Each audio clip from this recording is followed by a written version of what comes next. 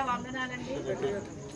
మనల్ని అందరినీ కూడా ప్రేమించి దేవుడు మనల్ని అందరినీ ఈ లోకంలో ఉంచారండి. ఈ లోకంలో ఉండి మనం అందరం కూడా ఆయన ప్రేమను ప్రతి ఒక్కరికి కూడా పంచాలని ఆయన ప్రేమను మన అందరికీ కూడా తెలియజేస్తున్నారండి. దేవుడు మన అందరినీ కూడా ఎంతగానో ప్రేమించారండి. అందుకనే మనకు కావాల్సిన ప్రతి ఒక్క అవసరాన్ని కూడా ఆయన తీరుస్తున్నారు. మనకి ఎటువంటి శ్రమలైనా శోధనలైనా ఇబ్బందులైనా అన్నింటిలో కూడా ఆయనే మనకి తోడుగా ఉన్నారండి. మనకు కావాల్సిన ప్రతి ఈవుల్ని కూడా ఆయనే దయచేస్తున్నారు మనందరికీ కూడా. మనము ఆయన చేసినటువంటి ఈ గొప్ప సృష్టి అంతటిలో కూడా మన సమస్తాన్ని కూడా నడిపించాలని మనల్నే ఈ సృష్టిని ఏలమని మనకి చెప్పి ఉన్నారండి. దేవుడనే ప్రతి ఒక్కరిని కూడా ఎంతగానో ప్రేమించారండి. ఆయన ఈ లోకంలో మనల్ని అందరినీ ఉంచి మన ద్వారా అనేకులు రక్షించబడాలని ఆయన ఎంతగానో కోరుకున్నారండి. అందుకొరకు ఈ యొక్క గొప్ప లోకాన్ని మనందరికీ కూడా ఇచ్చారు. ఈ లోకంలో ఉండి మనము ఆయన ప్రేమను పంచాలి.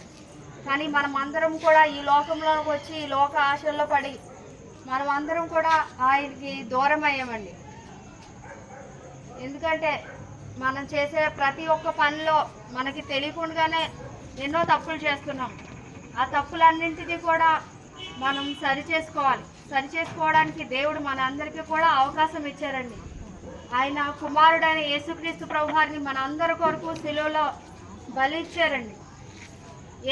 ఏ తల్లిదండ్రులైనా వారి కుమారుల్ని ఆ విధంగా మరొకరి కొరకు బలి ఇవ్వడానికి ఎవరైనా ఇష్టపడతారండి. కానీ దేవుడైన యెహోవా మనందరి కొరకు ఆయన కుమారుడైన యేసుక్రీస్తు ప్రభువారిని బలిగా అర్పించారండి. ఆయన శిలువలో బలై మన అందరి పాపాలు బట్టి ఆయన ఎన్నో శ్రమలు ఓర్చి శిలువలో రక్తం కార్చి ప్రాణం పెట్టి ఉన్నారండి. మన పాపం అంతటినీ కూడా ఆయన తీసివేశారు. ఎంతో గొప్ప కార్యం చేశారు మన కొరకు. ఆ బలియాగం ద్వారా మనం అందరం కూడా రక్షించబడినవండి. ఆయన ఇచ్చిన రక్షణ ఎంతో గొప్పది.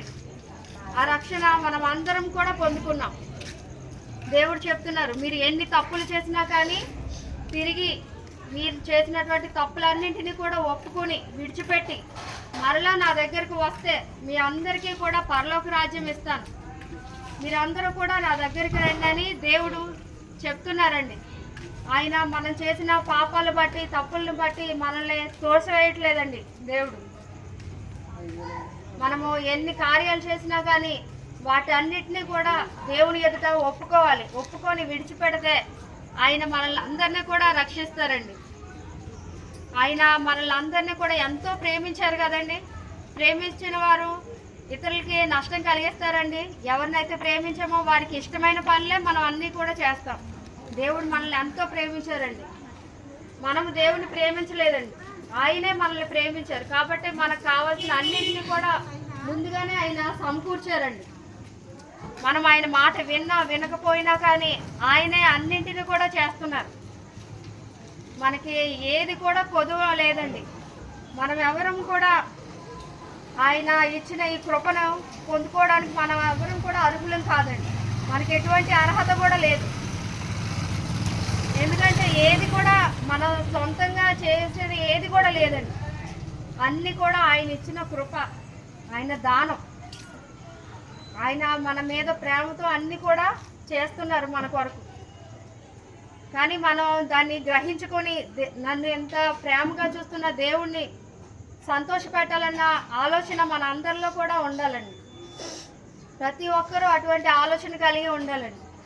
దేవుడు ప్రతి ఒక్కరిని కూడా సువాసన కలిగిన జీవితం జీవించాలని ప్రతి ఒక్కరిని కూడా కోరుకుంటున్నారండి. సువాసన కలిగిన జీవితం ఎలా వస్తుందండి? అటువంటి జీవితం జీవిస్తేనే ఆయనకి ఎంతో ఇంపయిందట. మనలో ఎటువంటి చెడు కార్యాలు లేకుండా మంచిగా మనం అందరం కూడా నడుచుకుంటేనే అదేనండి మనల్ని చూసి ఇతరులు ఎవరు చూసినా కానీ ఒకరి వరకు ఒకరు మాట్లాడేటప్పుడు వీళ్ళ గురించి చెప్పమంటే ఏం చెప్తారండి? ఎవరైనా కానీ వీళ్ళు చాలా మంచివారని చెప్తే వేరొకరు వీళ్ళు అలా కనిపిస్తారు కానీ కాదని మరొక మాట మాట్లాడతారు. కానీ ఏం చెప్పాలండి, ఎవరైనా కానీ మనల్ని చూసినప్పుడు ఇద్దరు వెంట ఒకే మాట రావాలి. అది మంచి మాట అయి ఉండాలి. ఒకరు మంచిగా ఒకరు చెడుగా మాట్లాడకూడదండి. ఎందుకంటే మనం ప్రతి ఒక్కరి ఎదుట ఒకలాగానే ప్రవర్తించాలి. మనలో రెండు మనస్తత్వాలు ఉండకూడదండి. ఎవరి దగ్గర కూడా మనం చెడుగా ప్రవర్తించకూడదు. ఎవరితోనైనా మంచిగానే ఉండాలి. మనలో మంచి ఉండాలి. మనకి మనంగా మంచిగా ఉండాలి. ఇతరులతో కూడా మంచిగానే ప్రవర్తించాలి. అది మంచి ప్రవర్తన. అలాంటి జీవితం ఎవరిదైతే ఉంటుందో వాళ్ళేనండి సువాసన భరితమైన జీవితం అంటే. మనం పెర్ఫ్యూమ్స్ అవి వాడుకుంటే మన దగ్గర నుంచి వచ్చే వాసన అది కాదండి. మన జీవితంలో మంచితనం ఉంటే, ఇతరులకి మేలు చేసే మనస్తత్వం మనలో ఉంటే అదేనండి సువాసన భరితమైనది. అది దేవునికి ఇంపైన బలండి. దాన్ని దేవుడు చాలా సంతోషిస్తారండి. అటువంటి గొప్ప జీవితం, అలాంటి జీవితం యేసుక్రీస్తు ప్రభువారి ద్వారా మనం అందరం కూడా కలిగి ఉన్నామండి. ఎందుకంటే ఆయన చెప్పిన ప్రతి ఒక్క మాటలో కూడా ప్రేమ ఉందండి, స్వచ్ఛత ఉందండి, నిరీక్షణ ఉంది. ఆయన మాట ద్వారా మనం అందరం కూడా నడుచుకుంటే ఆయన చెప్పిన ఎన్నో మాటలు ఉన్నాయండి. నిన్ను వలె నీ పొరుగు వారిని ప్రేమించాలని చెప్పారు. ఎవరికి కీడు చేయకూడదని చెప్పారు. అన్నింటిలో కూడా మనల్ని అందరికీ కూడా మనం నరకం నుండి తప్పించుకునే మార్గాలు మనకు చూపించారు. కానీ మనం నరకానికి వెళ్ళిపోయేలాగా ఏమీ చేయలేదండి. ఇతరుల్ని ప్రేమించమంటే